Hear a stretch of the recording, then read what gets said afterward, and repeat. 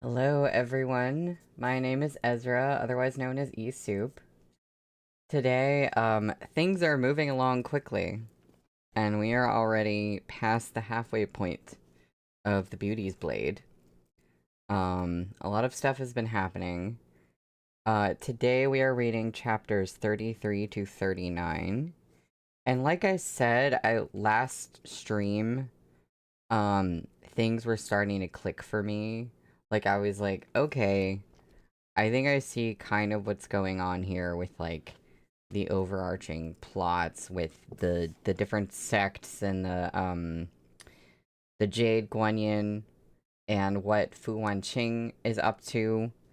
I think the person who's the most of an enigma is Yu Shengyan. I feel like we still don't know a lot about her motivations.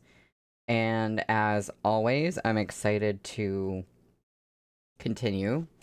And excited to see if we get more of that, like more of her inner workings, or reveal more of what she's about in this stream. I think that would be really cool. Hi, Blue. Um, and oh yeah, our first chapter today is called Man in Black. Does sound a bit sci-fi.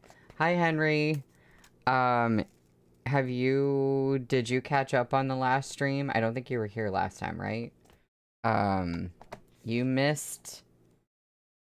Oh my god, every time I start these streams, I'm like, what happened last time? But, where did we leave off? There was a lot of, okay. I think, well, where we left off, Fu Wanqing has been, very, like, conflicted because she still has this desire to be the best and, like, be on top of everyone else. No pun intended there. And so she was kind of getting into some, like, arguments with Yu Shengyan because she's, like, simultaneously jealous of Yu Shengyan and also, like, extremely into her. Um, Also, there was a reveal that I think Guoju is a woman who has been posing as a man because of, like, family reasons, if I remember correctly. But that was, like, very strongly hinted at before, so I had just been, like, I had been waiting for that reveal to happen. Could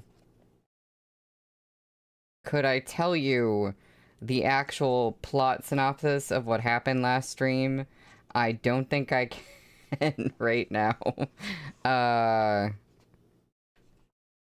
Because I'm trying to remember. Yeah, I mean, there's more feuding about, like, they went to, the demonic sect, the name of which I'm, like, momentarily blanking on, but they went to the location of the demonic sect. There was also this, like, maze array, and Fu Wanqing told these guys that, like, 6 people had to go into the maze array and, like, sacrifice themselves, and they just, like, did it. So that happened. So yeah, that's where they are right now, at the location of the demonic sect. And of course, Lo Kexin has, like, a big issue with Fu Wanqing, so there's, like, that's going on. That's my extremely ADHD retelling of, like, what happened last time.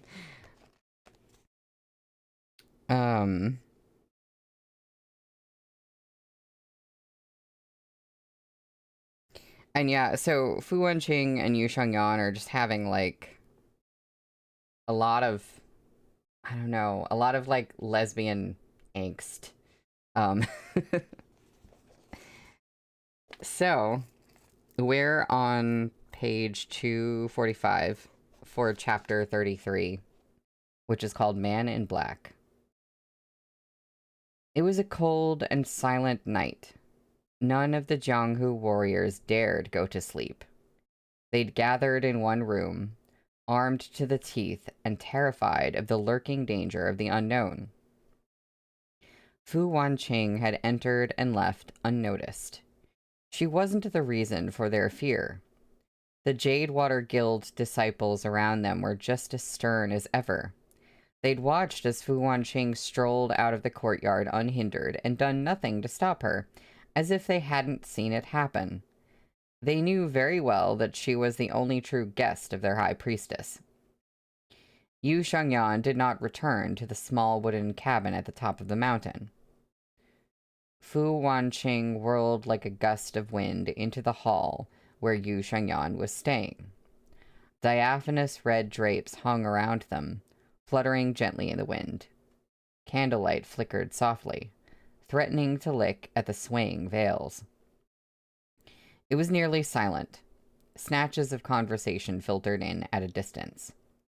A book was rolled in Yu Shangyan's hand. She didn't look up. Lo Kuxin sat in her wheelchair, hands digging into the armrests as if she might crack them in half. Whenever her gaze was lowered, her jaw clenched with stormy hatred. But all that disappeared when she looked up again.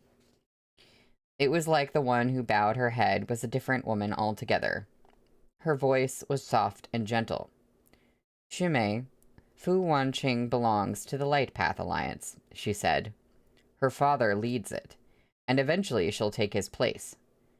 The disciples are already expressing discontent over your closeness with her, and the fact that you've brought her here. Those righteous warriors are here to attack us. Shimei, it falls to you to steer us through the next steps. Haven't you always handled sect business, Shijie? You and Deputy Wei?" Yu Shangyan ignored the mention of Fu Wanqing completely. She focused on her book, flipping its pages noisily between her fingers. She'd already read quite a lot of it. "Shimei, why do you insist on this friendship with Fu Wanqing?" Lo Kuxin laughed. "If it's to get the gallbladder for me, forget it. I'd rather stay in a wheelchair for the rest of my life than ask Fu Wanqing for anything." I do wonder if when the time comes and she actually brings her the medicine, if Lo Kuxin will deny it or if she'll take it. Like, she's being so stubborn about it. And I'm like, I don't know. Just accept it. Like, you hate you hate this person, Fu Wanqing, because of what she did to your legs. So, I don't know. If you're looking to unsnarl the hatred in my heart, all I ask for is her head. Shimei, dear, won't you sever it from her neck for your Shijie? Yu Shangyan frowned, finally putting down her book. "Shijie, you're the one who chose to duel Fu Wanqing," she said, staring into Lo Kuxin's eyes. "You ignored my advice. If we're assigning blame, I'll shoulder it for failing to stop you. I failed Auntie Lo Lan's request." Lo Kuxin's laughter became sharp and piercing. She was having trouble keeping her expression steady. "Auntie Lo Lan, what right do you have to evoke my Shifu's name? If you respected her memory, you'd be standing with me against Fu Wanqing. She deserves to die. Where's your unseen sword, Shimei? If you could draw it on my Shifu, why can't you draw it on Fu Wanqing?" Oh yeah, I think last stream was when it was revealed that Yu Shangyan killed Auntie Lo Lan, but she did it because Lo Lan asked her to. So, she didn't really want to. But because of that, Lo Kuxin has, like, beef with her about it. Yeah, exactly, Blue. Henry, I just saw, it was the night before battle, and all through the house, not a creature was stirring, not even a disciple.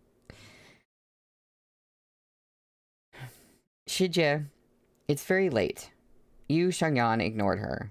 Her eyes flickered to those heavy red drapes, which hid one, no, two figures.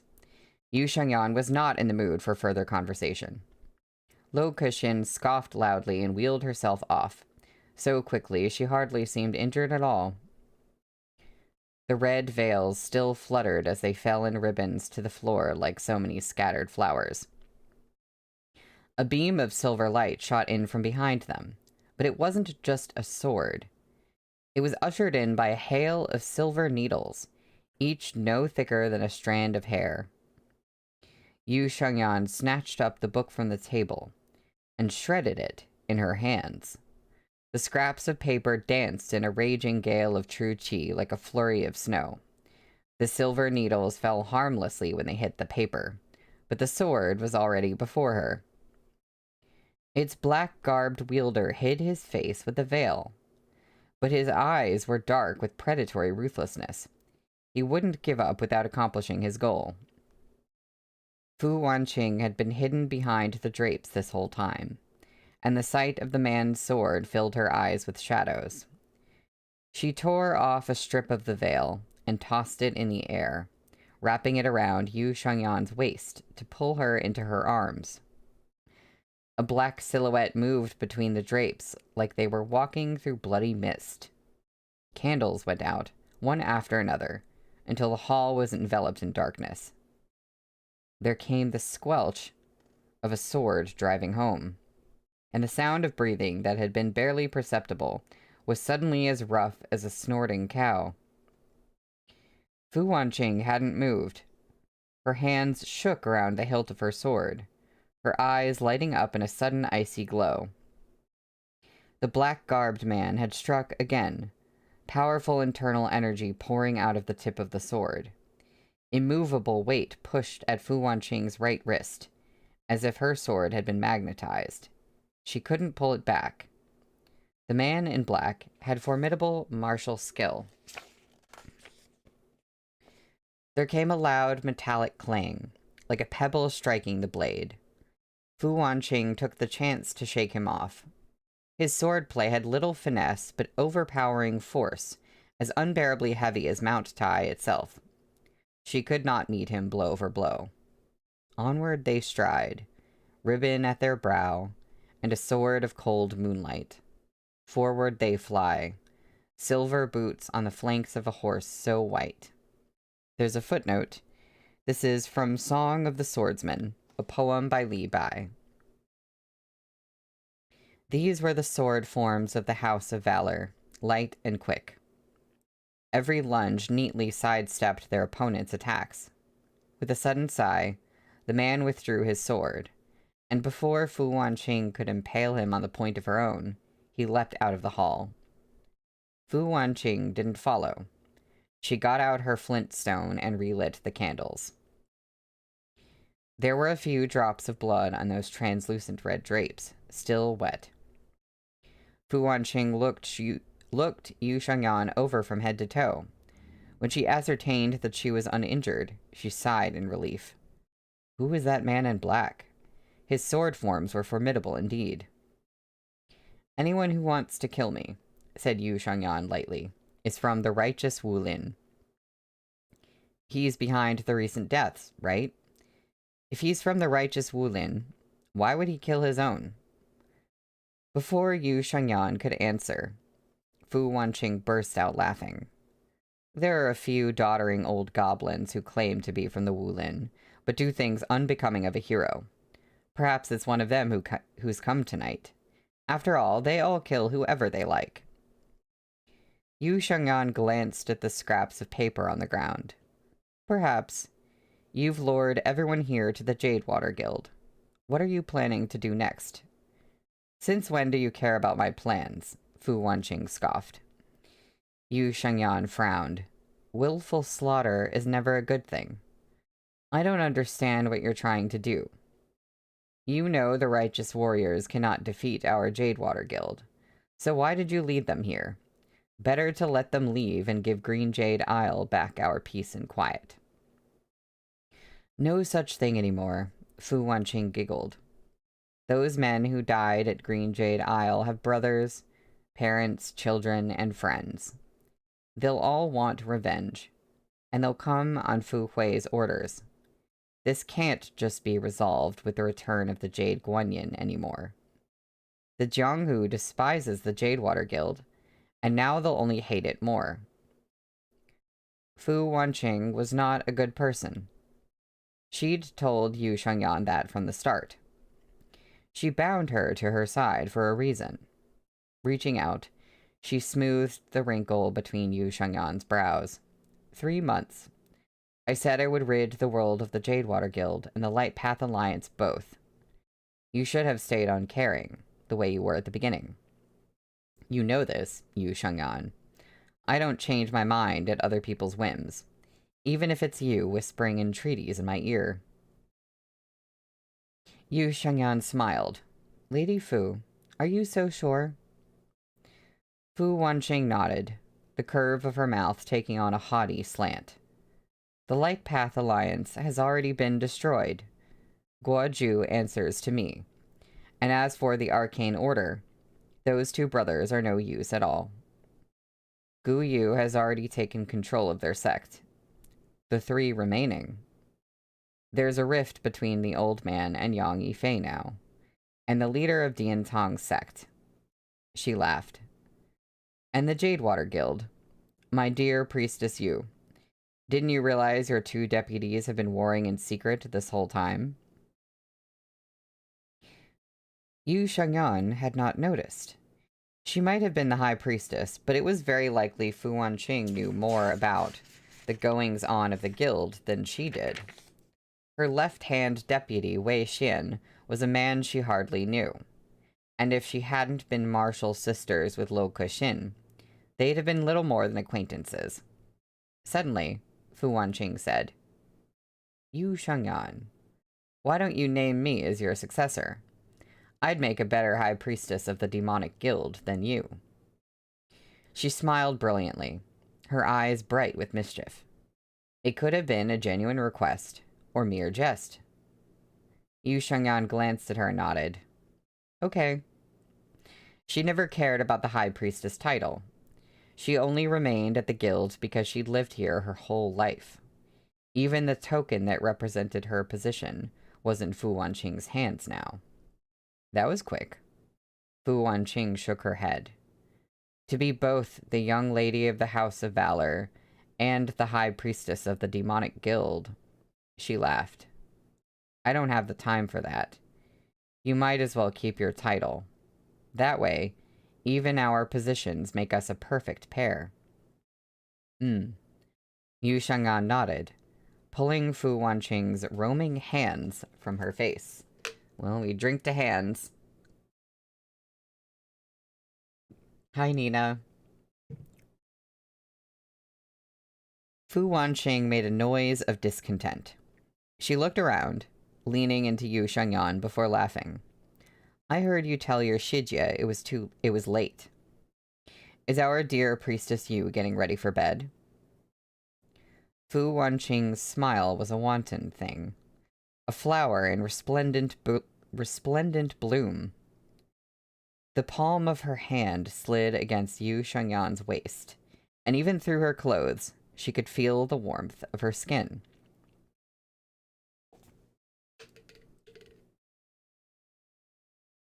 That's the end of the chapter. We're on page 251 for chapter 34, which is called Scheming Heart. That night was a peaceful one. The unharmed warriors finally let out sighs of relief, but it wasn't long before dread sank low in their stomachs once more. They remembered why they had come, and that they were trapped, confined to the Jadewater Guild. Apart from the disciples guarding the courtyard, they'd hardly seen anyone from the guild at all. Weren't they supposed to be here to negotiate for the Jade Guanyin's return? But with whom? And by whose authority? Should they steal back the Jade Guanyin in secret? The idea was laughable. They couldn't even move freely about the island. I've had it. Why not just fight our way out? Mutually assured destruction. Are you still dreaming of squashing them all? We've almost been stomped out ourselves. We've got no chance at the Jade Guanyin. We're better off trying to save our own sorry hides. Whose god-awful idea was it to come to Green Jade Isle in the first place? Look at us now, trapped here. Was whoever it was hoping for this all along? You're the only one stupid enough to still believe in the Light Path Alliance. Can't you see how close Lady Fu is with their High Priestess? She's never been on our side, not at all. And sure, you can call her ladyship eccentric, but what about that third young master of the Arcane Order? Isn't she joined at the hip with Yue Qingtan? The way I see it, the Light Path Alliance started colluding with the Demonic Guild a long time ago. They lured us here so we'd be fish in a barrel. What's the point in arguing now? We might as well grab a guild disciple and ask them. If we can convince them to give us back the Jade Guanyin, so much the better. But otherwise we can just ask them to send us back to Jiangnan. This goddamn island stinks of the sea no matter where you go. When important matters were being discussed, none of them made so much as a peep. But their tongues sure were wagging away now, busy assigning blame and scolding each other. The third young master was gone, so of course the Zhong brothers were nowhere to be seen either. Guo Ju was sitting and drinking nearby, ignoring the ruckus. Chen Shengyi sat with the Zhonghu warriors, his face so placid it was like he couldn't hear them swearing at and slandering the Light Path Alliance. Yang Wugong sat there with a solemn expression, while Yang Wumin stood veiled, with only her hateful and jealous eyes still visible. "Young Master Yang," said a mocking voice. "Realistically speaking, wasn't it the Weiyang Company that started this whole mess? Aren't you going to say something? Without the Weiyang Company's greed, the Jade Guanyin would never have been lost. If the treasure map had been sitting pretty with the Fu clan this whole time, no one would know to covet it.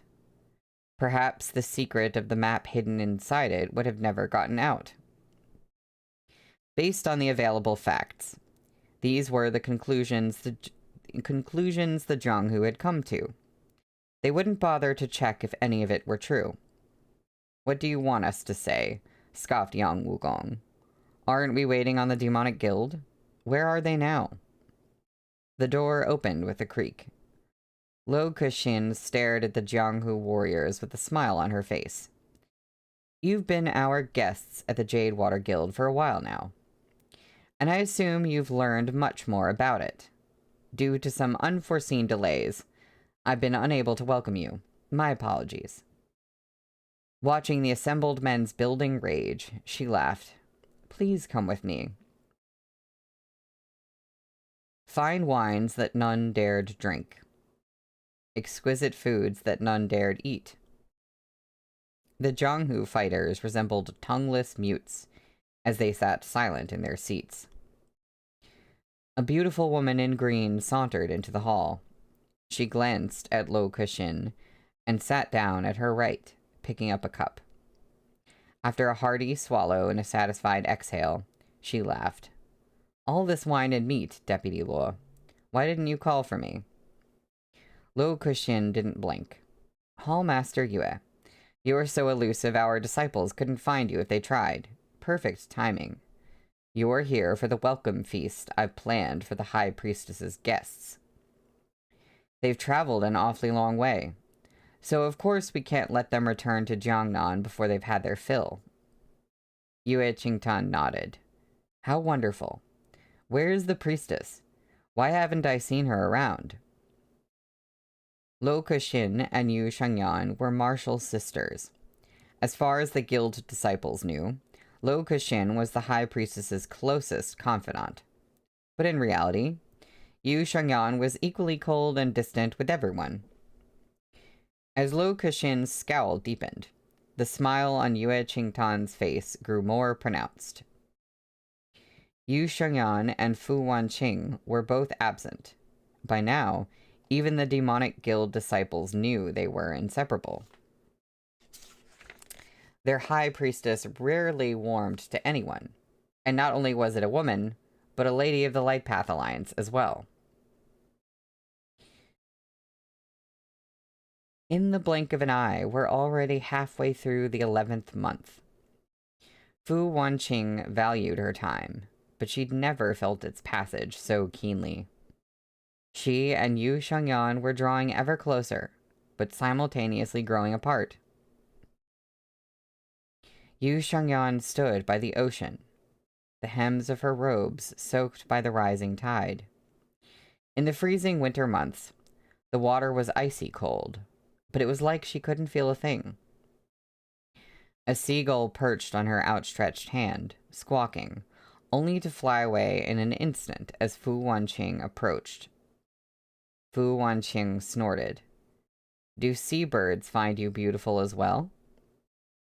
Yu Shengyan laughed softly. "They're afraid of becoming Lady Fu's dinner."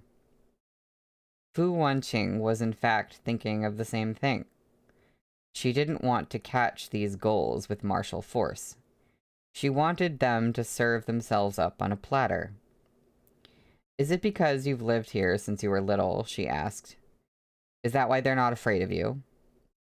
Yu Shengyan shook her head. "It's because I mean them no harm." No calculating intentions. That might have been impossible for Fu Wanqing. The vast ocean met the distant horizon. Waves pushed by the ocean winds crashed against the rocky shores. Fu Wanqing tugged at Yu Shengyan. "You shouldn't be called the High Priestess.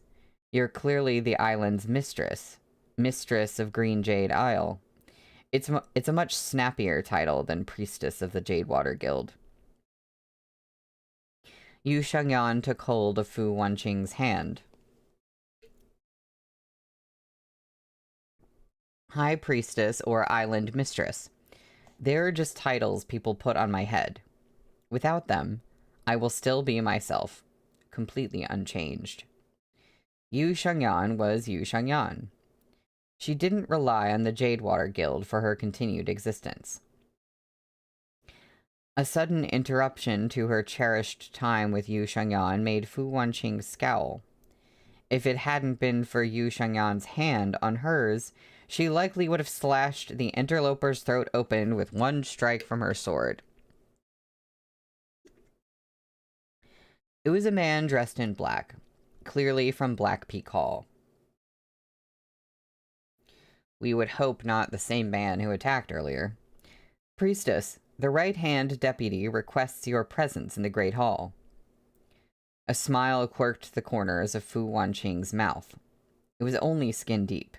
Her eyes remained freezing cold. "And here I thought you didn't do anything as the Jadewater Guild's High Priestess." Yu Shengyan shook her head, exasperated. "Let's go." Oh my god, it's Johnny Cash. The food had gone cold by now, but new jugs of fine wine were still being brought in and warmed, only to vanish nearly immediately down Guo Ju's and Yue Qingtan's throats. They were absorbed in their own revelry, ignoring the drama playing out around them. They'd met only recently. They could hardly be considered friends, but when wine was in front of them, they shared a bond of the very soul. Yue Qingtan wanted to drink, and Guo Ju wanted to be drunk. The drinker gradually felt its effects, but the one seeking oblivion only felt more and more sober. Some were yelling about the Jade Guanyin, while others were busy recalling a bone-deep feud. "Did someone from the demonic guild kill my dad?" Zhong Zhixiu yelled suddenly, standing up. Everyone in the Jianghu knew Zhong Tian had been killed by the unseen sword, and that the only one who could wield it was Yu Shengyan. I still don't think it was her, but if it was her, then she must have had a really good reason, and I need to know why. But the Zhong brothers had dismissed the possibility out of hand. They were sure it was the work of some disciple, not the High Priestess Yu Shengyan herself. Lo Kexin smiled, pursing her lips. "Zhong Xiaoxia, that's a question for the High Priestess." That was the first thing Yu Shengyan heard as she stepped into the hall. "I did not kill Zhong Tian," she said without inflection. Her eyes swept coolly across each of their faces. Zhong Shisho went red, hands tightening into fists. I knew you, Priestess Yu, wouldn't be that kind of underhanded sneak. You guild disciples need to own up to what you did. Stop pushing the blame on her. Lo Kushin nodded. It was not a disciple from Black Peak or White Peak either. You should ask Deputy Wei. But unfortunately, he's not at the guild right now. Otherwise, I am sure I could get you your answers, Zhong Xiaoxia. We came to the Jadewater Guild to get the Jade Guanyin back. Jade Guanyin? Confusion appeared in Lo Kushin's eyes. I'm afraid you must be mistaken. Isn't the Jade Guanyin with the Weiyang Company? Why did you come here for it? Yue Qingtan stole it. She's from your guild. Hearing her name, Yue Qingtan blinked her bleary eyes and began to giggle. That's right. I have the Jade Guanyin. But what does that have to do with you? Doesn't it belong to Lady Fu? What right do you have to have it? If you want to give it back to its rightful owner, Lady Fu should be the one asking for it, not you. Lady Fu is part of the House of Valor, one young man yelled. Anything that concerns her concerns the Light Path Alliance, which makes it the business of the whole Jianghu. Of course we have the right to come here for the Jade Guanyin. Yue Qingtan sighed, shaking her head as she turned to Fu Wanqing. Lady Fu, is that correct? No, said Fu Wanqing with a smile. And the Jade Guanyin? A middle-aged man dressed in robes of blue cloth swept into the hall. The Jade Guanyin must be returned to the Light Path Alliance, he cried. And it's the end of the chapter. We are on page something. We are on page 259 for chapter 35, which is called Liu Zhishang. Guessing that's the guy who just entered. His eyes were very bright, and his plain, square-jawed face radiated righteousness. He frowned, glancing over at Lo Kushin in the host's seat, before looking back to Yue Qingtan. Shen Shengyi stood up at the sight of him. This disciple greets Shifu, he said with exacting reverence. This man was the leader of Diantong sect, known in the Jianghu as the Upright Taoist. The arrival of Diantong's very own sect leader was like a soothing draught to every Jianghu fighter. Even their courage felt bolstered. Liu Zhishang was Liu Wei's brother, and the Yang siblings' uncle. Yet another man Fu Wanqing despised. She stared at him with a cold sneer on her lips and looked into the distance, empty but for the fluttering of leaves in the wind. The leader of Diantong sect is here? Is the rest of the Light Path Alliance on their way too? Yue Qingtan gulped down the wine in her cup, leaning on Guoju to prop herself up. Unfortunately, even if the upright Taoist of Diantong sect is here, I still can't give you the Jade Guanyin. It belongs to Lady Fu, not Diantong sect. Liu Zhishang nodded. That was indeed the case, before. However, Alliance leader Fu has recently decreed that the Jade Guanyin belongs to the whole Light Path Alliance. He has gifted the treasure map within to the whole of the righteous Jianghu. It no longer belongs solely to the Fu clan. Yue Qingtan shot Fu Wanqing a look. My lady, is that true? Fu Wanqing smiled. I sure haven't been informed. Liu Zhishang's expression evened out. He turned to Fu Wanqing, his demeanor softening. Wanqing, this is what your father wants. He didn't have the time to tell you. Once the map is removed, the statue will of course be given back to you. I understand. Fu Wanqing smiled thinly. My dad will do anything for the Light Path Alliance. He's really given his all to uphold peace in the Jianghu. Uncle Liu, is my dad here right now? Liu Zhishang smiled, saying nothing.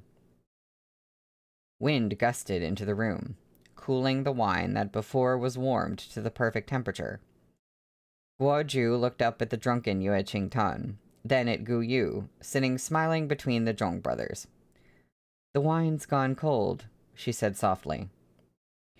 But what did that matter? It still burned on the way down. Having emptied her own jug, she reached for another on a nearby table. Someone smacked her hand away with a loud thwack. Someone else who had just appeared in the hall. He crushed the jug of wine with one palm strike and scruffed Guoju like a cat. "You little brat, how many years has it been? All you do is drink. How unbecoming. How can I, Guo Lin Tian, even call myself your father?" Guo Lin Tian, master of Hawk's Roost, had arrived as well. The sullen face of Yang Yifei came into view behind him. Bypassing the boulder maze was nothing to these famed heroes. Fu Wanqing's smile widened. Ignoring the ruckus, she took Yu Shangyan's hand instead, whispering to her about something trivial. I wonder what the trivial thing was. What was brewing in Yu Shangyan's seemingly apathetic eyes? After some thought, Fu Wanqing came to an answer. It was her own reflection shining there, as if she was Yu Shangyan's entire world. She luxuriated in that feeling. These righteous Jianghu fighters were demanding the Jade Guanyin, and Yue Qingtan had no use for the thing. The feud between the Jadewater Guild and the Light Path Alliance was an old one. It would be wonderful if they could just bury the hatchet here and now, but neither party dared make any rash moves. The Jadewater Guild feared these renowned heroes of the righteous Jianghu, while the Light Path Alliance feared the Jadewater Guild's shadowy masters. Yue Qingtan chuckled. "I'll give you the Jade Guanyin." The room waited with bated breath for her next words, but they never came. She just went back to her seat and summoned a servant to refill her cup. She swallowed cup after cup, her intoxication growing. Some people lost their reason when drunk, while others slid smoothly into sleep. Yue Qingtan was one of the latter. Frowning, Guo Lin Tian reached out to nudge her shoulder, only for Guoju to stop him. "Dad," she said, smiling at Gu Yu, "don't try anything with her. You never know. She might become your daughter-in-law one day." Guo Lin Tian blinked, retracting his hand in confusion. Once realization dawned, he shouted, "Little brat, enough of your nonsense." Guoju scoffed. "I'm not talking nonsense. Aren't you always telling me heroes can be heroes regardless of their birth? That should apply to daughters-in-law as well, surely. Your son admires her. And look at her face. Isn't she more than a match for me? Once she marries into Hawk's Roost, she'll be one of ours. Her past won't matter anymore." Guo Lin Tian stroked his chin, nodded. "Makes sense." The blue-garbed Yang Yifei had the look of a refined scholar, and the passage of time had hardly marked his face at all. He seemed far younger than Liu Zhishang. He hadn't once looked at his children since he entered the hall, dark eyes fixed on the figure seated at the head of the table. He waited for Guo Lin Tian's voice to fade before he spoke up himself. "The one in the highest seat is Deputy Lo of the Jadewater Guild, correct?" "We came here only for the Jade Guanyin. I assume you were reasonable enough not to insist on keeping it, Deputy Lo." Lo Kexin's expression cooled. "Yang Daxia, what do you mean? Alas, I'm just a humble girl. I have never seen this Jade Guanyin. I'm afraid you'll have to ask Hallmaster Yue about it. Out here on Green Jade Isle, Jadewater Guild has no interest in whatever treasures the Central Plains Wulin squabble over. Hallmaster Yue's decision bewilders me, too." Yue Qingtan was quite drunk. She wasn't pretending. She really had passed out. The disciples of the Jadewater Guild didn't care to wake her up, and the disciples of the righteous Jianghu didn't dare. They could only stare at her face, slack in sleep, and do nothing. How about you stay at the Jadewater Guild for another night? Lo Kushin offered. We can discuss the Jade Guanyin once Hallmaster Yue awakes. How do we know you're not luring us into a trap, you demoness? That's right. A few of our brothers were killed with no provocation. Aren't you going to give us an explanation? Young hero, what are you saying? If we wanted to do you harm, do you think you'd still be alive right now? You are guests of our priestess. I want nothing more than to humbly offer you the best hospitality I can. Why would I hurt you? If you're referring to what happened the other night, a few Jadewater Guild disciples were murdered as well. By your own logic, shouldn't we be suspicious of you? The room descended back into chaos. In the end, it was an exasperated Guo Lintian who ended it with one thunderous shout. On account of their positions, Yang Yifei and Liu Zhishang wouldn't touch Yue Qingtan. After Guo Yu's persuasive argument, the rather thuggish Guo Lintian glared at anyone who tried to wake her up, never mind doing it himself. Jadewater Guild disciples moved to bring Yue Qingtan back to her rooms, but Guo Lintian raised his voice immediately. This is the Guo clan's daughter-in-law. Juar will escort her. It was no effort for a martial artist like her to lift the weight of another person, but Guo Ju felt like she was carrying an impossibly heavy burden. Gu Yu had left with the Zhong siblings a long time ago, without even bothering to look at her. Her heart ached. The wine she'd downed threatened to pour back out in the form of tears, but she held them back. Once she'd taken Yue Qingtan back to her rooms, she turned and hightailed it out of there. Rubbing her eyes on her way out, she happened to meet Fu Wanqing's gaze. Little bro, Fu Wanqing said with a laugh. You sure have good luck with the ladies. Guoju sighed. Fu Jie, don't make fun of me. My dad's got a one-track mind, and I bet he's really carved this in there. He's always on my case about getting married and having kids. I'm scared I'll wind up bringing home a wife, instead of the Jade Guanyin. Wait, hold, go. Okay, I have a question.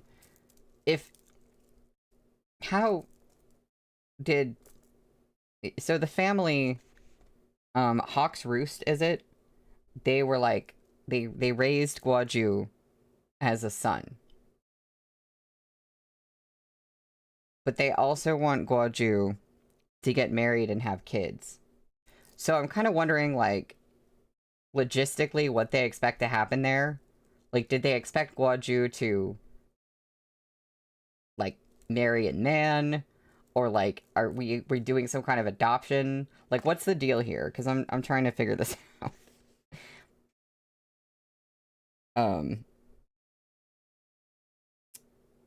I'm scared I'll wind up bringing home a wife instead of the Jade Guanyin. You know what your dad's like. What made you say something like that? Asked Fu Wanqing curiously. Yu Shangyan, who had been silent this whole time, suddenly looked up. She glanced at Gu Yu when she said it, she said lightly. Guoju had done it to get a reaction from Gu Yu, but she hadn't even looked round. Fu Wanqing sighed, exasperated. You'd better explain things to your dad. If he goes up to Yue Qingtan and calls her his daughter-in-law, you'll have a real mess on your hands. I don't know, maybe they should get together. Yue Qingtan seemed gentle, but that was only a facade. She was part of the Jadewater Guild. But Yu Shangyan didn't know what went on behind her eyes, and neither did anyone else in the guild. She seemed to drift, rootless, an outcast wherever she went. Guoju sighed as well. If it wasn't on the Jadewater Guild's orders, why did she take the Jade Guanyin? Fu Wanqing giggled. She probably thought it would be fun. Some people just do things on a whim without a care for the consequences. She can snatch the Jade Guanyin without a thought and give it away just as easily. Is that right? Guoju eyed Fu Wanqing suspiciously. Guoju didn't believe her, and neither did Yu Shengyan. Not even Fu Wanqing herself believed the words coming out of her mouth. The real reason Yue Qingtan stole the Jade Guanyin. Perhaps only Yue Qingtan herself knew. I would like to know. I would like to be informed as well. That's the end of the chapter. We still have some time before I take a break, so I'm going to read the next one. Where on page 265 for chapter 36, which is called Parting Soon.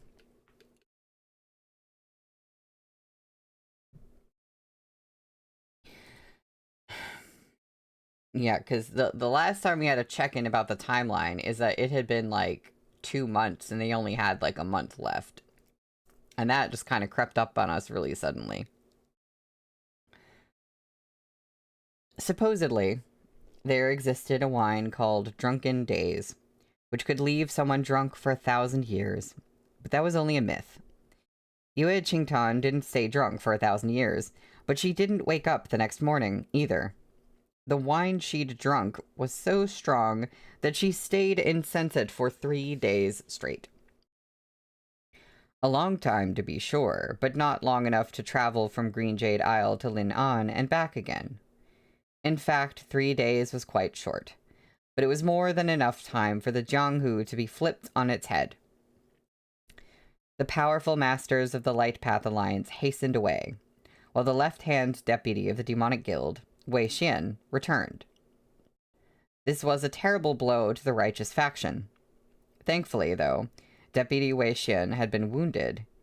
He didn't even catch sight of the visitors' faces before he was rushed off to recover in seclusion. Is Wei Xian the guy who was in black who attacked Yu Shengyan? Because it's somebody in secret, and I'm like, is he... I don't really know, like, what his motives would be, but I'm like, is it him? It seemed kind of suspicious that he was, like, away, or, you know, at least people thought he was away. Do you know why they left? Fu Wanqing smiled as she released a snow-white pigeon. She was stood at the edge of that impossibly deep ravine, unfurling her hand and letting scraps of paper scatter like snowflakes into the icy mountain wind. She wasn't expecting Yu Shengyan to answer. No matter how important the Jadewater Guild is, it's nothing next to the Wulin of the Central Plains. Besides, Yue Qingtan seems so happy to hand over the Jade Guanyin. Your deputy Wei Xian came back wounded, too. He must have met a fierce enemy. Your dear Shijie is probably celebrating in secret. She can take control of the guild herself. Yu Shengyan glanced at her. Did you do it? Fu Wanqing batted her eyelashes. What do you think? Fu Wanqing was as good as her word. Her 3-month deadline was nearly up. She needed to take matters into her own hands. Once the 3rd month ends, you'll be free. You won't have to stay with me anymore. Fu Wanqing watched Yu Shengyan's disaffected face, smiling mischievously. The last few days of our deal might be spent here. Afterward, my dear Princess Yu, are you going to return with me to the House of Valor to get the Millennium Tortoise Gallbladder? Or shall I have it sent here to the Jadewater Guild? I'll go with you, said Yu Shengyan unthinkingly. Her face stiffened for an instant. She pursed her lips, lowering her head to avoid Fu Wanqing's alluring gaze. 3 months seemed to have passed in the blink of an eye. Without her realizing it, her empty heart had filled. How was she going to go back to who she'd been before? Yu Shengyan had changed. She'd noticed it herself. Fu Wanqing's grin was gleeful. Yu Shengyan's answer had dispelled all her dread at their future parting. She plopped herself into Yu Shengyan's lap, just like usual, languid as a well-sated little fox. There's another lap for the lap counter.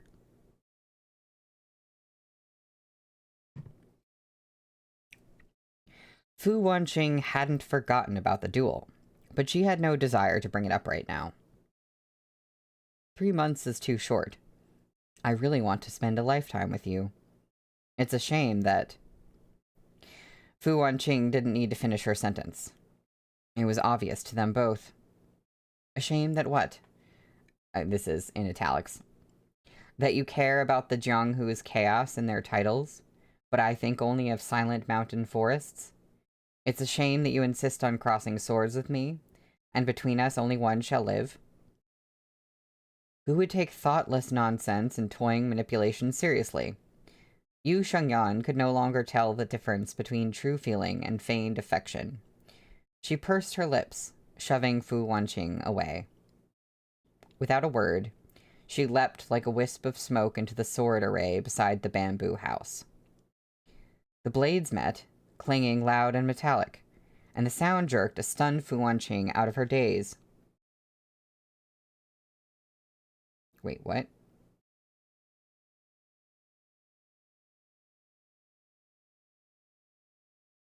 Yu Shengyan had pushed her away. Okay, but the sword array though. Is it, oh, like, I guess the secret to going through the sword array is like you sidestep it somehow, and the swords just hit each other, and that's what she heard. I was like, for a second, I was very confused. Yu Shengyan had pushed her away.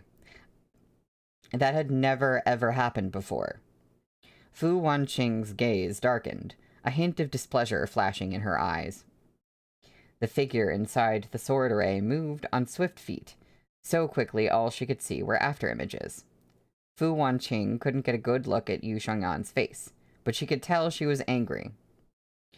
With a loud clang, the ropes on one sword snapped. It hit the ground.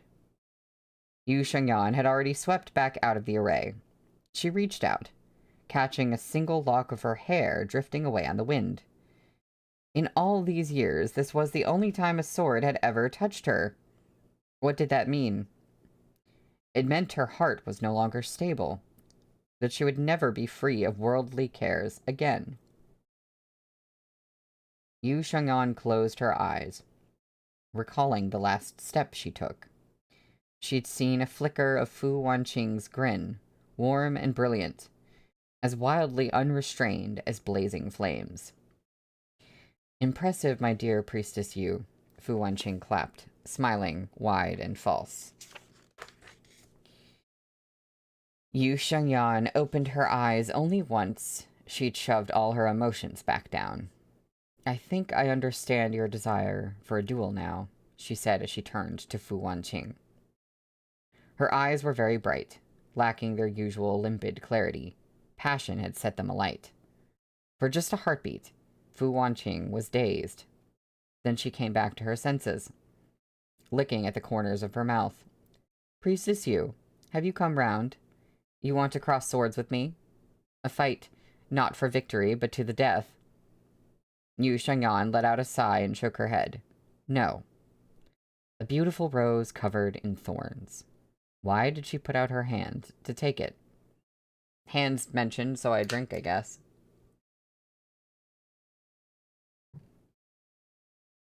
Fu Wanqing's appearance in her life had left it in disarray. They should have stood opposed. Why had they drawn close? Thankfully, these 3 months were almost over. A very soft sigh slipped from Yu Shengyan's lips. She hardly noticed it, but Fu Wanqing did. What was she sighing for? The doom that was soon to befall the Jadewater Guild? Or the separation that was coming at the end of the 3rd month? Fu Wanqing spread her hand. Well. Wind slipped through her fingers. Impossible for her to catch or hold on to. She stared into Yu Shengyan's eyes, suddenly so cold. Right now, she too was like a gale of icy cliffside wind. All warmth disappeared in an instant, leaving only the frosty distance of their first meeting. Yu Shengyan, you want to leave me behind? Murmured Fu Wanqing. But there was no reply. Sometimes, closeness was the same kind of pain as separation. Who was Yu Shengyan? Her opponent, her friend, the only person in the world who could stand at her back. But in the depths of her heart there was a voice screaming that none of this was enough. Fu Wanqing deliberately ignored that voice, dismissing the pain and upset she felt at Yu Shengyan's careful distance.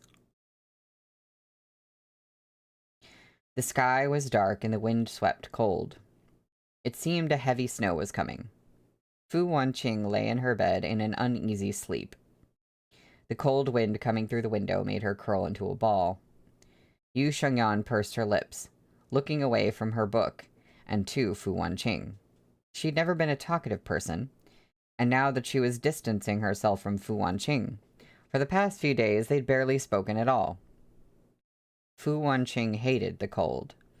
Even during late autumn, she talked constantly about the biting chill of winter, how she needed someone to warm her icy fingers. She was dressed in thin robes, and her tossing and turning had pushed the blankets to the floor. In a moment of weakness, Yu Shengyan found herself at Fu Wanqing's bedside, tucking the covers back on top of her. Fu Wanqing's brows were knitted, and she mumbled incessantly in her sleep. Yu Shengyan touched her fingertips, which were cold as snow collected in the deepest winter. She stood there in silence for a long moment, then removed her shoes and crawled into bed, wrapping herself around Fu Wanqing's curled-up form. In sleep, Fu Wanqing seemed so docile. There was none of her usual fierceness and arrogance. She nestled herself into Yu Shengyan's front, blindly seeking more warmth. They were in the palace at the foot of the mountain. They were disturbed more often here, but it was much warmer than the cabin on the peak. Yu Shengyan shot a glance at the man who'd just arrived, gesturing for silence. Can't you see somebody's trying to sleep here? Wei Xian had been a member of the Jadewater Guild for many years now, and he'd more or less watched Yu Shengyan grow up. Rarely had he seen any emotion on her face beyond cold apathy, but here she was expressing such tender affection toward a woman of the righteous path. It took a moment for Wei Xian to come back to his senses, and when he did, he fell to his knees. "Deputy Wei, what are you doing?" Yu Shengyan kept her voice low, rather annoyed. Wei Xian glanced at the sleeping Fu Wanqing. "Priestess, please reconsider. This woman is Fu Hui's only daughter. She is the future leader of the Light Path Alliance, and she was the one who snapped Deputy Lo's tendons. She's an enemy of the Jadewater Guild." Yu Shengyan shook her head. "Not mine. She was an enemy of the Jadewater Guild and of Lo Kexin, but not Yu Shengyan. Never Yu Shengyan." Wei Xian's mouth worked. He swallowed back everything he wanted to say. Yu Shengyan rarely involved herself in guild business. When she was up in the cabin, Wei Xian would never bother her. But on the rare occasions she stayed in the palace below, he reported to her about everything that happened in the guild, no matter how inconsequential. Unfortunately, his priestess never seemed to care. "Deputy Wei, shouldn't you be recovering from your injury?" Yu Shengyan pursed her lips, her voice toneless. It was an obvious dismissal.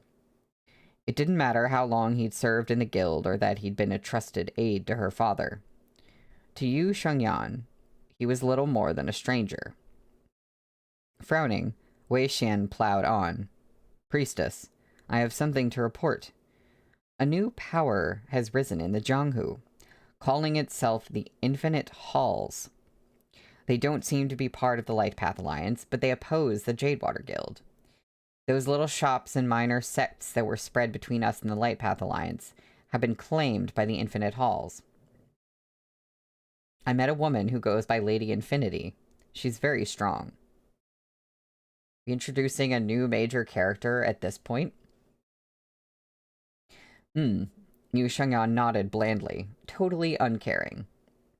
Wei Xian sucked in a breath. In the end, he left. Lady Infinity. She'd heard the name back in Yangzhou. So Liu Zhisheng, Yang Yifei, and the others had rushed back to Jiangnan because the little sect's pledge to them had turned traitor. Staring down at Fu Wanqing's sleeping face, Yu Shengyan laughed. We got a laugh out of Yu Shengyan. She's like, yeah, Fu Wanqing, this is exactly what you've been scheming about. Wow, it is exactly 4 o'clock, so it is exactly the time for me to take about a 10-minute break. And, when we come back, we'll be on chapter 37, which is called Strings of Fate. So, a good title to look forward to. So, I will be right back.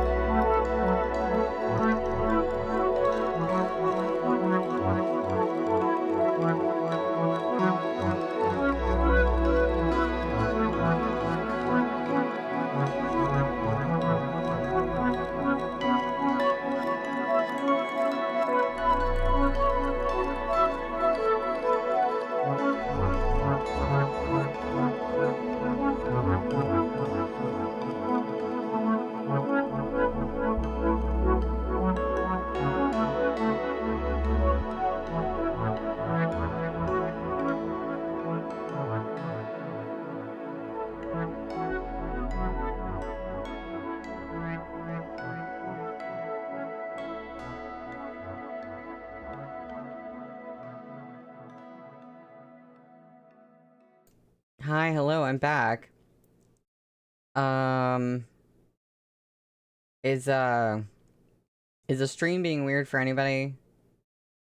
It said, it's been saying excellent, and then at one point during the break, it, like, bleeped out for half a second, and now it says good, but every time it says good, that means it's going to get bad soon, so I'm like, good is not good. I don't know, I did a speed test and it was fine, but I don't know if something weird is going on and it's like blipping in and out.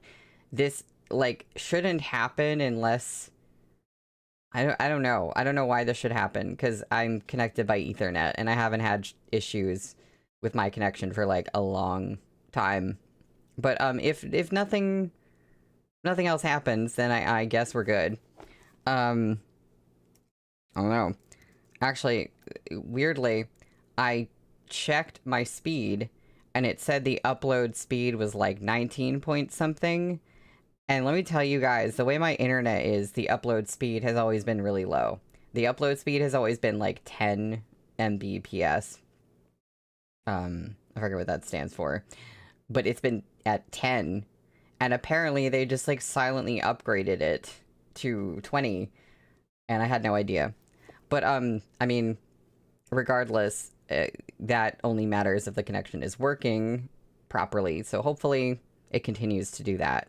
But considering that my upload speed was like slightly increased without my knowing, maybe I can change like my bit rate on the streams and increase it. I don't know. They might look slightly better. I'm not going to do that right now. Not going to mess with that right now. But that's good news. Good things happen sometimes.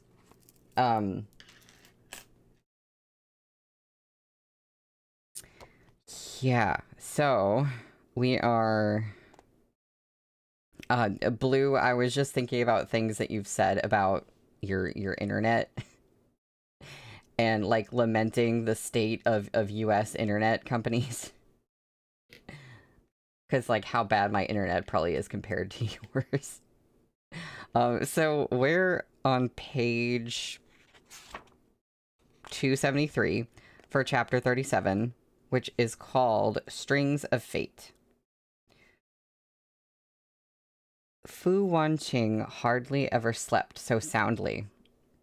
Somehow, despite the freezing winter chill, her hands and feet weren't cold. She sat up in bed with confusion before looking to Yu Shengyan, who stood quietly by the window. So what if she was trying to distance herself? Fu Wanqing would just press closer. Smiling, she crept out of bed. What was Yu Shengyan looking at? Nothing. She was staring blankly out the window, ignorant of Fu Wanqing's approach. She only came back to her senses when a pair of hands wrapped themselves around her waist. She shuddered, grabbing Fu Wanqing's hands, but not to hold her. Instead, she unfolded Lady Fu's fingers from herself one by one, and only let out a sigh of relief when the pressure on her was gone. Fu Wanqing was suddenly deeply unhappy, far more so than when a subordinate came to report a failed mission. She stopped smiling. She didn't want to hide her true feelings from Yu Shengyan anymore.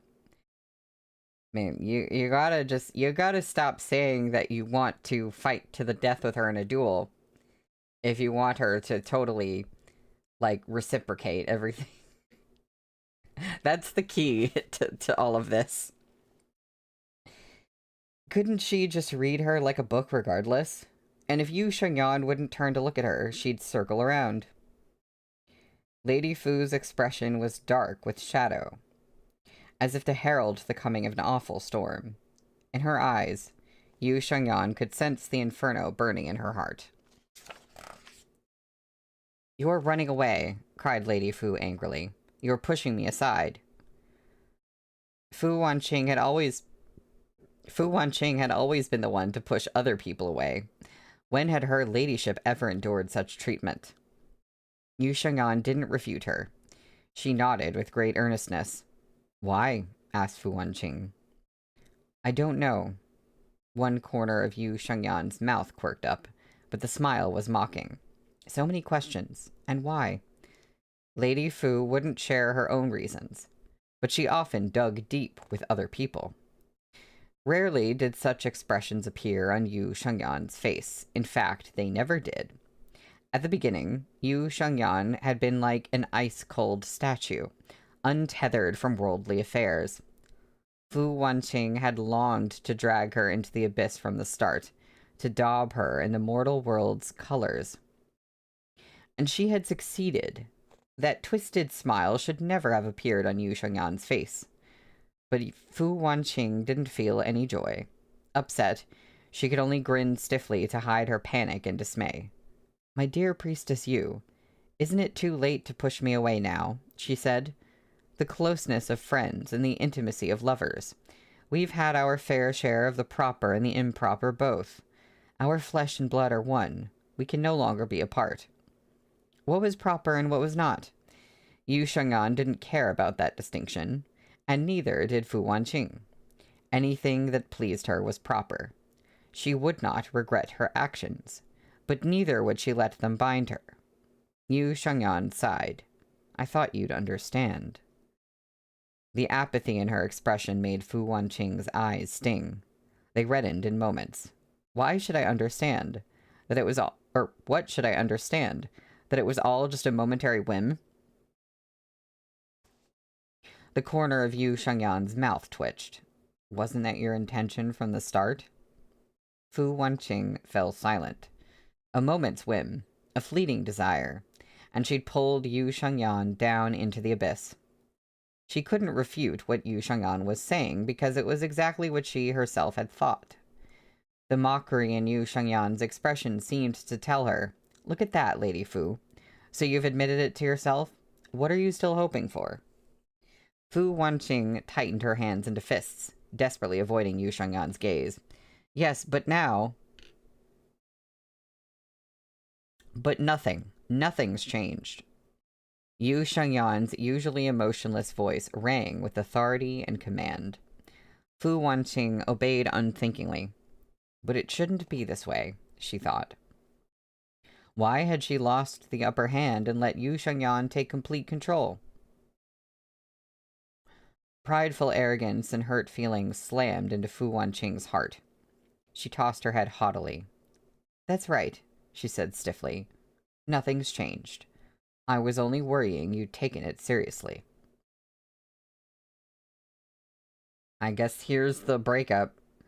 The momentary breakup before we get to the ending. Everyone noticed the change in Fu Wanqing and Yu Shengyan's relationship. A few were worried, but most were overjoyed. They should have been enemies from the beginning. This schism was simply the return of the rightful status quo. The Jadewater Guild cheered the return of their high priestess, while the Jianghu warriors were gratified to see Lady Fu curbing her worst impulses. A row of ships flying unfamiliar flags were docked on the shores of Green Jade Isle. They'd likely been left by the righteous Jianghu. Ever since Liu Zhishang left, those boats had stayed docked. Yue Qingtan awoke from her stupor. Right, she's been asleep for like 3 days. She was a woman who lived by her word, but Lo Kexin unfortunately had other plans in mind. The planned feast could very well be a trap, some from the Jianghu surmised, but what did that matter? They still had to attend to retrieve the Jade Guanyin. Soon they'd be able to leave the all-encompassing danger of the Jadewater Guild. Wariness returned alongside the relief. Also, I know some of them left to deal with this new threat, but I guess there were still enough, like, Jianghu people who stayed back. Or maybe it was just, the Lightwater Guild?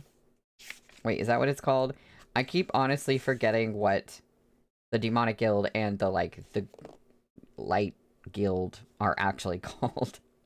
No, the Jadewater Guild is the Demonic Guild. The Light Path Guild, is that it? Maybe it was just Light Path people who left.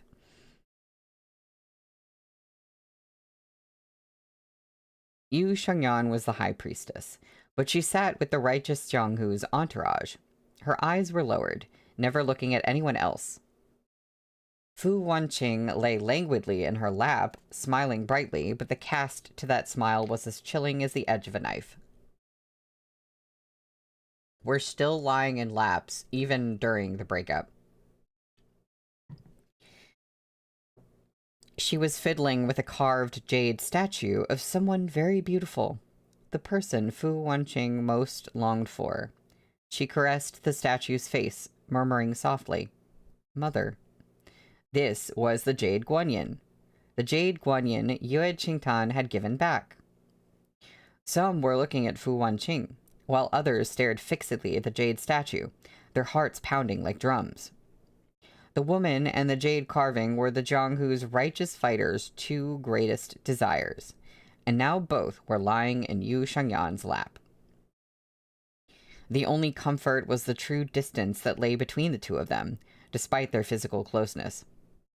Yu Shengyan was a woman, after all, and a woman of the Demonic Guild. No matter how mischievous Lady Fu might be, she was still the House of Valor's young mistress, and a member of the Light Path Alliance. Truly, the deluded existed everywhere in this world. Clear wine swayed in its cup. Fragrant smoke drifted from its censer. Fu Wanqing nestled herself into Yu Shengyan's arms, warm yet very cold. She shivered, smiling faintly when she felt hands tightening around her waist. Murderous intent rose. It's been a long visit. My thanks for Priestess Yu and Deputy Lo's hospitality. Shun Shengyi picked up his cup and downed it in a toast. The least likely guests in the Jadewater Guild, the so-called righteous warriors of the Jianghu. Left-hand Deputy Wei Xian scowled and let out a loud snort, while Lo Kexin put on a gentle smile. She wheeled herself up to Fu Wanqing, and immediately 2 black-garbed servants brought out 2 cups. "It's all thanks to Lady Fu for taking such good care of our high priestess," she said. "I toast to you, my lady, in thanks." Fu Wanqing disliked wine, and she particularly disliked Lo Kexin's wine. She didn't even bother to look up. Slowly, Lo Kexin's smile froze on her face. Wine sloshed in its cup as she shot Fu Wanqing a glance, grimacing. "And here I thought we could bury the hatchet and start over as friends." She downed the cup in her left hand, still holding out the other, as if she intended to hold it there until Fu Wanqing took it. "Is the hatchet between the Jadewater Guild and the Light Path Alliance so easily buried?" Fu Wanqing laughed lazily, tossing the Jade Guanyin to Guoju. "Don't act like you don't know what's happening. Both sides are too afraid to make the first move. The Jadewater Guild has numbers on its side. What all the Light Path Alliance needs to do is give the order, and all those warriors on the boats will charge into the guild." Fu Wanqing always cut to the chase. Suddenly, slender fingers reached out and took the wine Lo Kexin still held. "She doesn't drink. I'll take it on her behalf." Lo Kexin paled. Before she could say anything, Yu Shangyan had swallowed it all. After a moment of shock, Lo Kexin snapped, "Put out the incense right now." "Hell hath no fury like a woman scorned." Lo Kexin had no hope of fighting off the righteous Jianghu, but she wanted Fu Wanqing dead. And if Yu Shangyan wasn't going to help her, she decided she would just have to do it herself. Fu Wanqing was in the territory of the Jadewater Guild. There would never be a better time to attack. "Oh, of course. I don't know why this didn't occur to me." The poisoned wine's effects could be temporarily suppressed with internal force. It was poisoned, of course. She was trying to put... Okay, yeah, of course. And then, yeah, Yu Shangyan just drank it? Okay.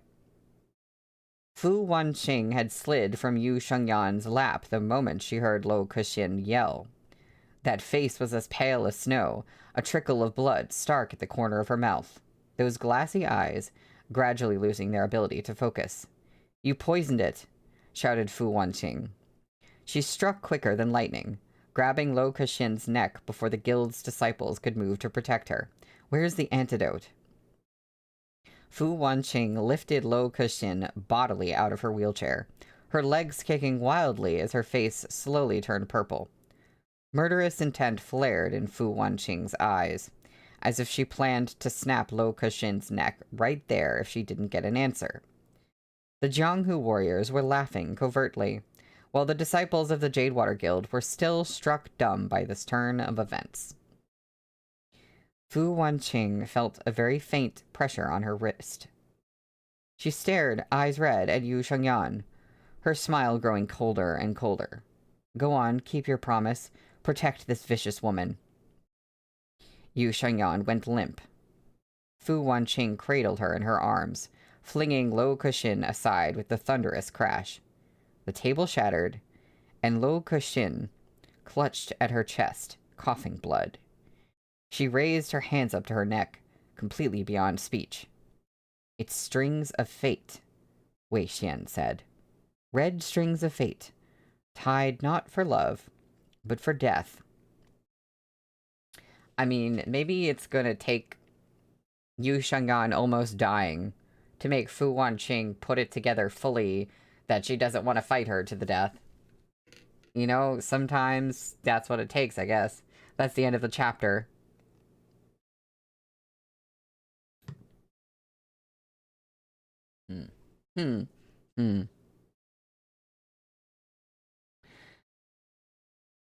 Well, we're on page 279 for chapter 38, which is called Yue Honghua.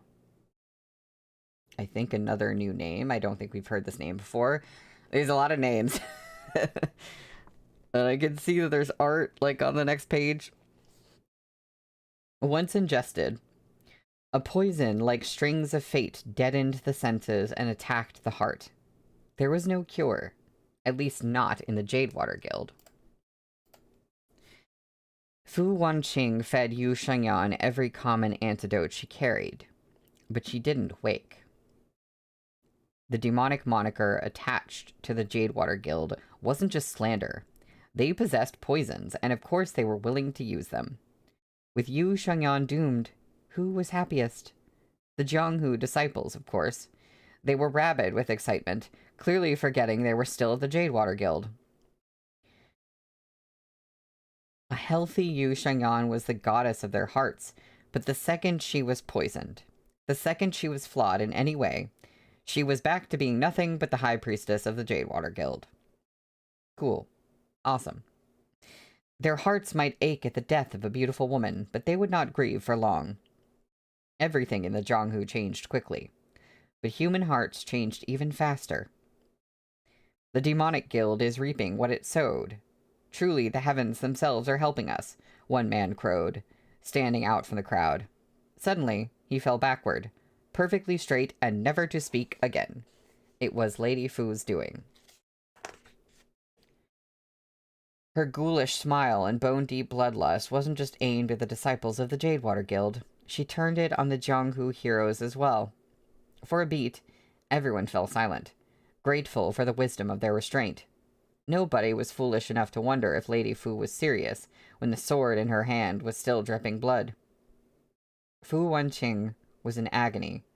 She refused to accept reality. She wanted to kill. She needed to kill. Everyone standing in her way would become a corpse. Wei Xian picked up his weapon, ruthlessness flashing in his eyes. Yu Shengyan was the high priestess of the Jadewater Guild. He couldn't allow someone from the House of Valor to take her away. Just as he was about to strike, however, Yue Qingtan stopped him. Deputy Wei. She shook her head. The Jadewater Guild disciples made way for her. No one paid any attention to Luo Kexin, left on the ground. Fu Wanqing left the hall with Yu Shengyan in her arms, the smile she wore looking almost like a scream. The Jianghu warriors followed behind her, while the guild disciples ran after them with weapons in hand. They cowered pitifully, not daring to get too close to Fu Wanqing. "It hasn't yet been 3 months," whispered Fu Wanqing with a laugh. She ran her fingertip along Yu Shengyan's brow. "For every day you spend asleep, I'll add another to the count." She wanted to duel Yu Shengyan. She'd already accepted that only one of them would live. She'd imagined every detail of the duel. She had fantasized over what it would be like to defeat Yu Shengyan. She thought she could accept her death. But now her heart was overflowing with horror. It felt like someone was crushing it in their hands, squeezing down tight, drowning her in the sensation of suffocation. How could Yu Shengyan die by poison? She still had to cross swords with her. She wasn't allowed to die yet. Fu Wanqing repeated it to herself over and over, then threw her head back and started to laugh. The ocean wind cut her skin like blades of ice, cold and cruel. "Fu Wanqing, you've fallen in love." A voice rang out in her head. But whom did it belong to? Love? What was love? Since when was Fu Wanqing bound by matters of the heart? She scoffed.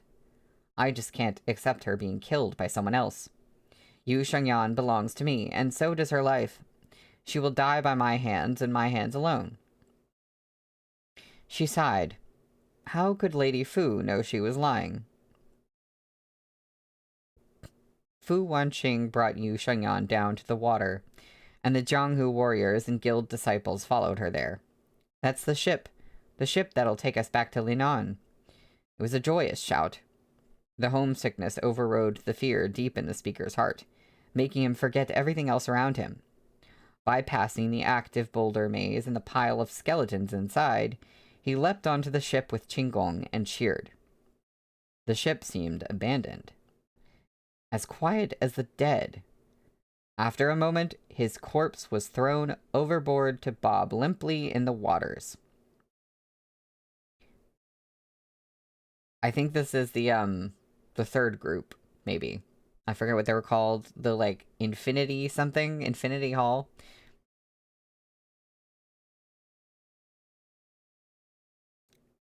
The tang of blood rose in the air. Was this really a ship that would take them home? The flags on the ship were lowered, only to be quickly replaced. That ship belongs to the Jadewater Guild? Is the Jadewater Guild attacking us now? Didn't it come from Jiangnan? It's here to take you home. Why aren't you moving? Shen Shengyi watched the ship with a frown. The Zhong brothers rushed up, but were stopped short. Gu Yu, who was stood quietly between them, brought out a short flute. As she played a strange melody on it, Guo Ju stepped out of the crowd with the Jade Guanyin, coming to a stop at Fu Wanqing's side. A familiar flag rose up the ship's mast. You're amazing, cried Zhong Shiling, beaming. He arched an eyebrow at Guo Ju, then grabbed Zhong Shishio and leapt onto the familiar ship with him. Come back, Gu Yu smiled, pointing at an extremely unobtrusive rowboat on the huge ship. There's that one, but it'll only take 5 passengers. Zhong Shishio chortled, rubbing his hands together. I. Shen Shengyi broke his silence. Who are you? Someone from the Arcane Order, replied Gu Yu coolly. The Zhong brothers were delighted, but Guo Ju went pale. She turned toward Gu Yu as if to say, does this mean you have accepted one of their offers of marriage? Which one do you plan to wed? I would really like, by some sort of twist of fate, for Guo Ju and Gu Yu to actually get together. Like, for Gu Yu to be... I mean, I don't know. I have sort of mixed feelings about Guo Ju to an extent. But I mean, we're rooting... The main characters that we're rooting for to get together are certainly not perfect. So, if I apply that same line of thinking to them, I'm like, I would really love there to be, like, a side couple and it not to be, like, doomed just because they're a side couple. Where the heck was I? Guo Ju, said Fu Wanqing lightly. Take the Jade Guanyin back to the House of Valor. Guo Ju's expression cleared, but her eyes were still bright with sorrow. She nodded and leapt into the little boat. It drifted into the sea without waiting for any other passengers. Hey, didn't they say 5? Why did young Master Guo just run off like that? Cried someone from the Jianghu, stomping their feet. Forget it. Aren't there loads of bigger boats? Why are we obsessing over that shitty little dinghy? Are you blind? Go ahead if you dare.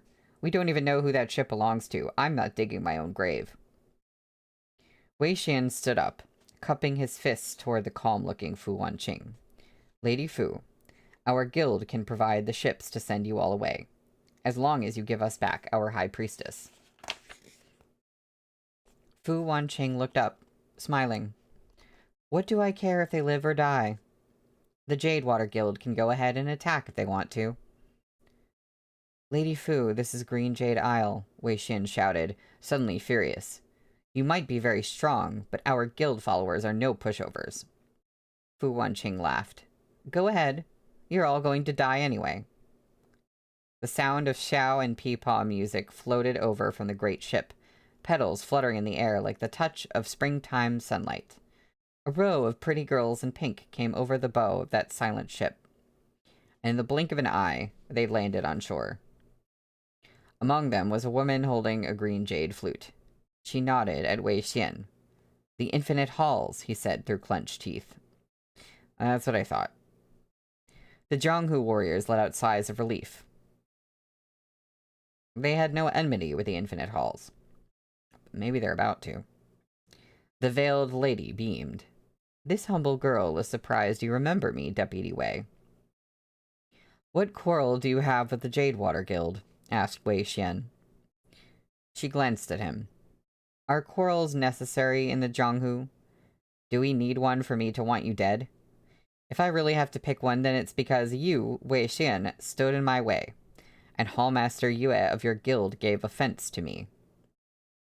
Only then did Yue Qingtan look round to smile at the veiled woman. Yue Honghua, she said gently. Shut up, the woman snapped, and threw a handful of silver needles. Yue Qingtan dodged them with a graceful leap, while those less nimble collapsed where they stood. Some were guild disciples, others from the righteous Jianghu. Yue Honghua despised being addressed that way, but Yue Qingtan insisted on pressing her buttons whenever they met. You won't let me call you my dear sister, and you won't let me call you Yue Honghua. What should I call you? The look in Yue Qingtan's eyes was impossibly tender. I might not be able to touch you, Yue Qingtan, but I can destroy the Jadewater Guild, shouted Yue Honghua. Miss, we're enemies of the Jadewater Guild. As they say, an enemy of my enemy is a friend. Let's. The infinite halls have no use for a friend like you, cried Yue Honghua. She turned to Gu Yu. Third sister, hurry up. Gu Yu put her sword to Fu Wanqing's neck. Her expression was very cold. You are, the Zhong brothers wailed. You're from the Infinite Halls? Gu Yu didn't answer. She only arched a mocking brow at them as she forced Fu Wanqing onto one ship. Shockingly, Fu Wanqing didn't fight back. She only stared blankly at Yu Shengyan in her arms, holding her tightly, careful to keep the tip of the sword from so much as grazing her skin. Lady Fu was so heartbroken over the High Priestess of the Demonic Guild that she let herself be captured. A lie to be fed to the masses. The Infinite Halls! The Infinite Halls! What was it, really? Who were they? Was this all... Did Fu Wanqing orchestrate this? Is the Infinite Halls... See, my thinking... Oh, no. Oh, dear. Hi, hello, everybody.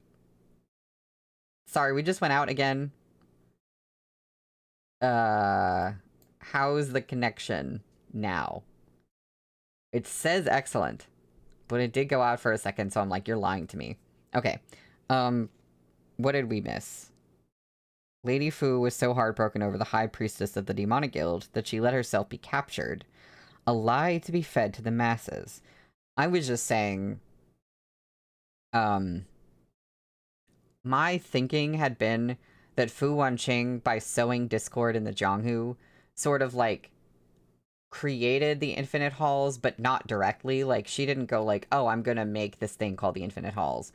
But they arose kind of organically out of, like, her doing stuff and, like, sowing discord and making everybody against each other. That was my thinking. Now I'm starting to think that she actually, like, had a direct hand in their creation, or is, like, working with some of them to do certain things here, because the fact that it says a lie to be fed to the masses, I'm like, oh, so she's in on this. She pretended to, like, be captured. That's what I'm getting from that. So this is getting interesting. The Infinite Halls. The Infinite Halls. What was it, really? Who were they? Slaughter and blood dyed the waters of Green Jade Isle red. The Zhong brothers won't be able to return to the Arcane Order for a while. It's time to draw in the net. They won't die at Green Jade Isle. They'll be ruined when they return home. Shen Shengyi is a careful man. I'm sure he'll hold his tongue once he returns. Young woman was right on every count, but everyone knew she hates and envies her ladyship. Yang Yifei might be the only person who'd believe her. Once the bond between the Weiyang Company and the House of Valor is broken, it'll be impossible to mend. The Jadewater Guild disciples won't do anything to them, but Lo Kexin has to be locked up and tortured thoroughly. She better not be allowed to die too easily. Green Jade Isle is nothing. Dawn Haze Isle will be the final battleground.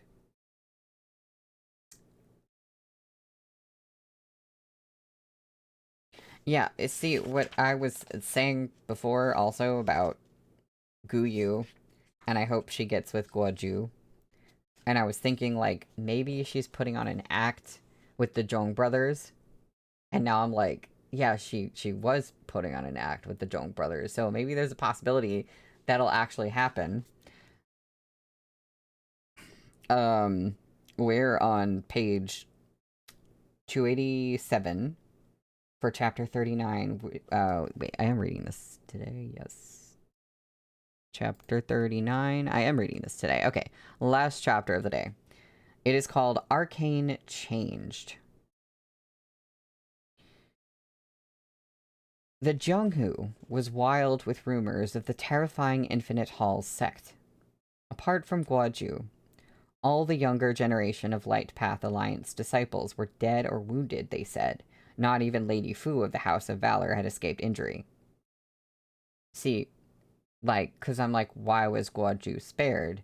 Maybe because Gu Yu was careful to spare her. The veiled woman Yue Honghua of the Infinite Halls could eat you alive.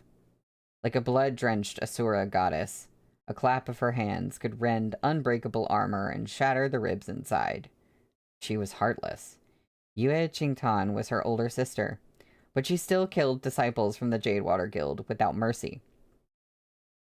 The surviving Jianghu disciples shivered and shook their heads as they thought back to those terrifying scenes. The Jade Guanyin. This is the Jade Guanyin. Fu Hui caressed the statue, unable to keep his voice from shaking. Fu Wanqing curled up in her chair, smiling at Fu Hui with eyes like ice. The statue had been carved in her mother's likeness, but this callous man didn't care. He was moved only by the treasure map hidden within. The map, those martial archives, the unimaginable riches. Which I thought there was an indication that Fu Wanqing started a rumor about the map being there, and there is in fact no map. At least that was hinted at. But now that kind of sucks, though, because if that's the case, then is he gonna break the statue of her mother over it? Fiddling with the statue, Fu Hui suddenly frowned. How does the mechanism open? Fu Wanqing smiled languidly. No idea. She paused. Didn't you agree to give the map to the whole of the righteous Jianghu? Why haven't you summoned them all for a council? Uncle Yang might know how it works. You shouldn't keep bothering him about stealing it, Dad. Uncle Yang's never admitted it. Let's just pretend it never happened. There's no need to let it drive a wedge between the House of Valor and the Wei Yang Company. Our enemies aren't just the Jadewater Guild. We've got the Infinite Halls to deal with now, too. Dad, you'd better sharpen up. Fu Hui's face stiffened. It took a long time for him to force a smile. Wanqing, you've gotten much more considerate. Is it because Yu Shangyan is staying in our manor? As long as you don't interfere with things, Daddy won't let the news get out. Fu Wanqing nodded. I'll do whatever you ask, Dad. Who in the Jianghu could have forgotten that Fu Wanqing took Yu Shangyan away? Who didn't know Yu Shangyan was at the House of Valor? It was just that no one dared comment. If not for her slow breathing, the woman on the bed could have been mistaken for a corpse. Yu Shangyan was as pale as a sheet of paper, with no visible marks left by the poison. Fu Wanqing had thrown out Jianghu doctors claiming to be miracle workers, one after the other. Forget making an antidote, they couldn't even tell what kind of poison Yu Shangyan had been stricken with. Fu Wanqing wasn't omnipotent. When faced with a foe like poison, she couldn't do anything at all. My lady, I have learned of a miracle healer living in the outskirts of Yongzhou, in Flower Valley. Fu Rong mopped at the sweat on her forehead, watching his stormy-faced lady fearfully as he spoke. They claim he can cure all poisons. Fu Wanqing chuckled. You've gone through every so-called miracle healer in the Jianghu, but none of them have an ounce of real skill. This healer in Flower Valley isn't going to be just another quack, are they? Aye. Fu Rong stammered, too afraid to confirm or deny. I guess you don't really know until you try. Make the preparations. In a few days, I'll go to Flower Valley myself. With a sigh, Fu Wanqing turned to look at the figure lying unmoving in bed. Of course she wouldn't give up. Even if there was only the slightest chance, she had to bring her back to life. How could Yu Shengyan, High Priestess Yu Shengyan of the demonic guild, fall to something as trivial as poison? In the depths of winter, wind howled. The darkened skies looked on the verge of collapse, ready to crush those distant forests. Snow began to fall over Yangzhou. Wait, what?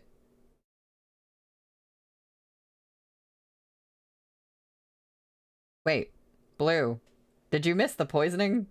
That's the whole thing that's been happening right now. I mean, other than the stuff with the infinite halls and the ship. Yes, Yu Shengya. Okay, so what happened is Lo Kexin was gonna give poisoned wine to Fu Wanqing, but Fu Wanqing doesn't really like to drink wine, and then she didn't want to drink something from Lo Kexin, and so then Yu Shengyan was like, "I'll drink it for her," and she just like downed it like that, and it was poisoned. So, and it's like a super bad poison that nobody knows how to treat. And so this other stuff happened in like, you know, and yeah. I don't know. I mean, other stuff is going on, but that's like the big the big like wrinkle right now.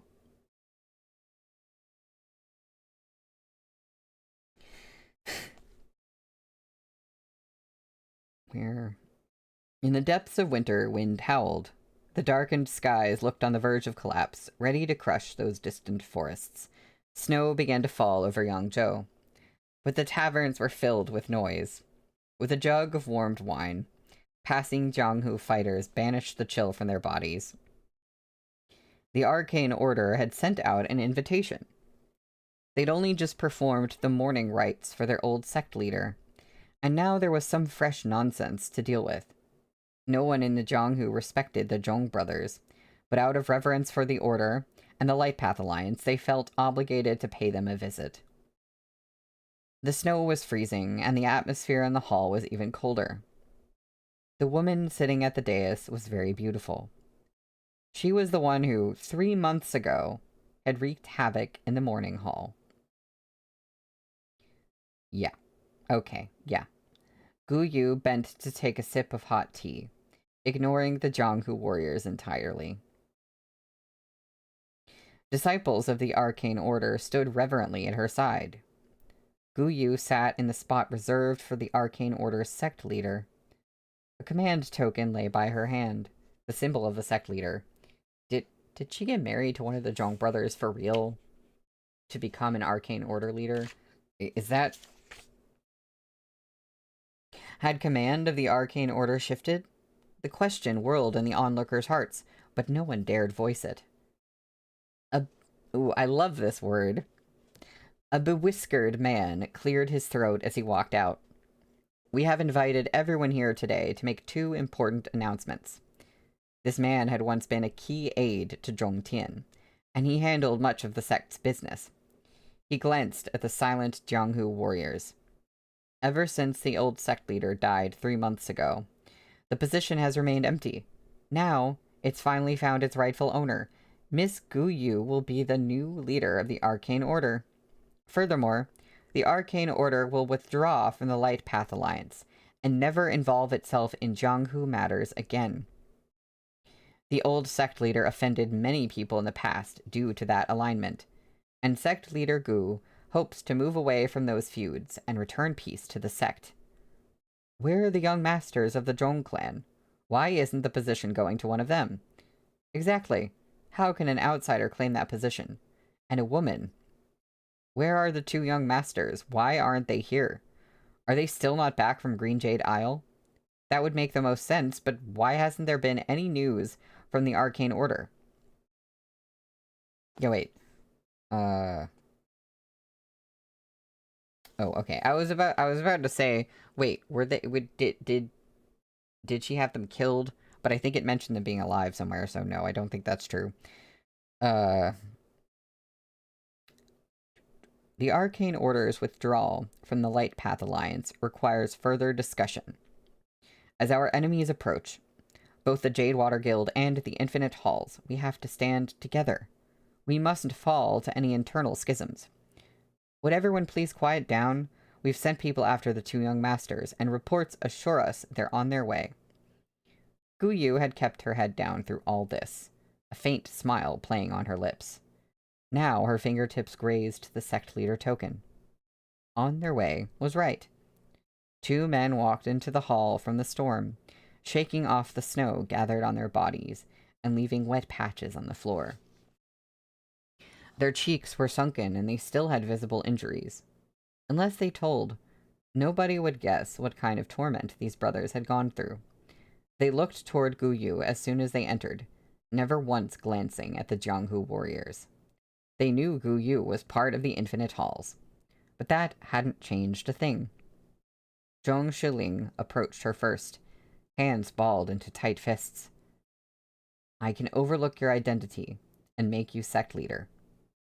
And I'm willing to leave the Light Path Alliance and leave the Jianghu strife behind, too. But you must marry me. That would make you a legitimate part of the Arcane Order.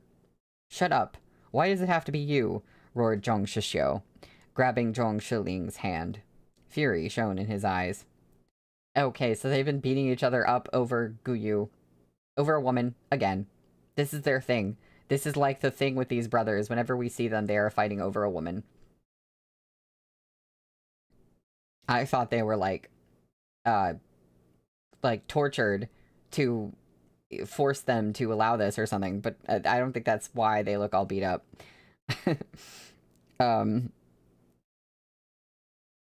Fury shone in his eyes. He'd watched as Jianghu disciples fell to the blades of the Infinite Halls.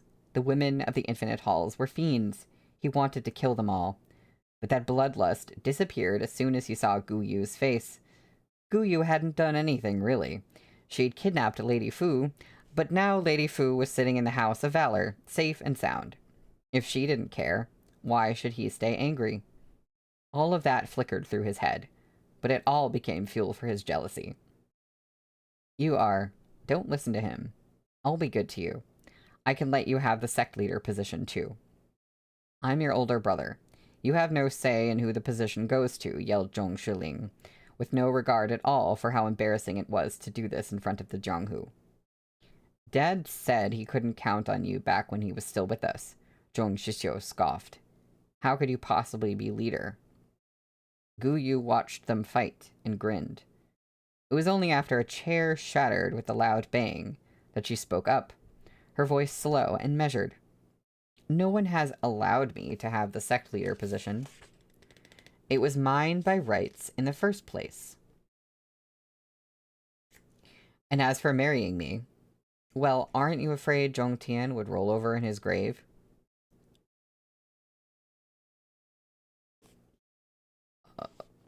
Are we getting like a we're related reveal?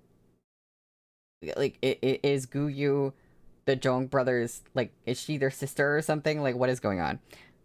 The brothers stopped fighting. What do you mean? Gu Yu stared at him, her smile frosting over. Zhongling Yuxiu, she said, enunciating every syllable. Do you still not get it? That's where we stop reading for today. Is that our first, like, real, like, cliffhanger ending for these streams, for this book? I can't remember if we had any others, but that's painful. I need to know what's going on. That's where we stop for today. I'm so sorry, Blue. What's this K-drama cliffhanger? That is very, like, yeah, you're exactly right. I think Gu Yu must somehow be related to the Zhongs. So she's been playing them this whole time to get into this position. Like, basically pretending to, like, be into them. I think they're related. I think that's what's going on here. It's very soap opera-y, but I'm having fun with it, and I wasn't expecting, like, I don't know, I wasn't expecting this level of, like, I know that Fu Wanqing is trying to stir up, like, shit in the Jianghu, but I wasn't expecting this level of, like, trickery and, like, this whole thing towards the end here. I almost can see the ending we're going towards. I feel like there's a possibility that, like, a lot of things will be revealed, like, oh, this whole time Fu Wanqing was, like, working with the Infinite Halls, and then they made this happen, and then they made this happen. All these things, like, going on behind the scenes. I'm like, wait a minute. Like, what is going on here? Yeah, we finish this next week. Time does fly. We are getting into the home stretch. Yeah. So this stream and the last stream have been, I think, this whole time I've been having, like, a lot of fun with this book, and the main characters and their romance and their, like, flirting and their dynamic has been carrying it for me. But this stream and the last stream has been where, like, the outlying plot has, like, picked up for me in my head. Like, okay, I'm vibing with this, and I really want to know what's going on with this whole just mess of stuff in the Zhonghu. It's like, okay, I care about this now. Yeah, Blue, you said, what do you mean we just started it? That's, yep. That's how I feel too. Yeah, so that's where we end today. Unfortunately, it had to be on a Wednesday. That couldn't have been, like, a Monday cliffhanger. Nope. So yeah. I will,